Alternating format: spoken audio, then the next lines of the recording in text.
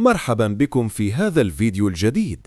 اليوم هنتكلم عن أحد أكثر الأطعمة فائدة وانتشارا حول العالم، الشوفان، الحبة الذهبية التي أصبحت رمزا للتغذية الصحية والرشاقة.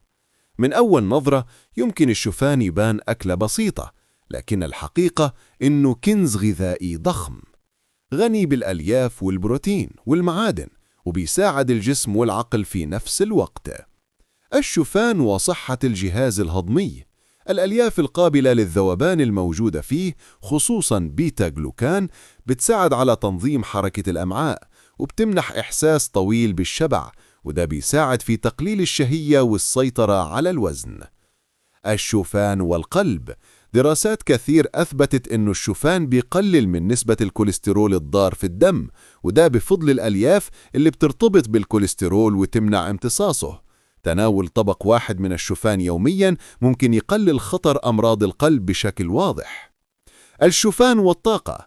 الشوفان بيحتوي على كربوهيدرات بطيئة الامتصاص، وده معناه إنه بيدي الجسم طاقة ثابتة ومستمرة طول اليوم، مش زي السكر الأبيض اللي بيرفع الطاقة فجأة وبعدها يهبطها بسرعة.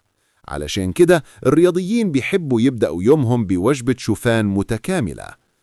الشوفان والبشرة. مش بس للأكل، الشوفان كمان له استخدامات تجميلية مذهلة، بيهدي تهيج البشرة وبيقلل الالتهابات، وبيستخدم في مسكات طبيعية لترطيب الوجه والجسم. الشوفان والمناعة. المعادن زي الزنك والحديد والمنغنيز بتدعم جهاز المناعة وتساعد الجسم يقاوم التعب والإجلاد. كمان الشوفان بيحسن جودة النوم لأنه بيحتوي على الميلاتونين وتريبتوفان.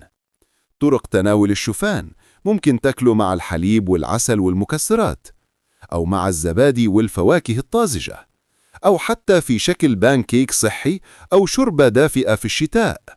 الشوفان مش مجرد وجبة للفطور، هو أسلوب حياة صحي بيساعد على التوازن بين الطاقة والمناعة والجمال. ابدأ يومك كل يوم بوجبة شوفان وشوف الفرق بنفسك. وفي النهاية، لو عجبك الفيديو ما تنساش تعمل إعجاب وتشترك في القناة وتشارك الفيديو مع أصحابك عشان الكل يستفيد.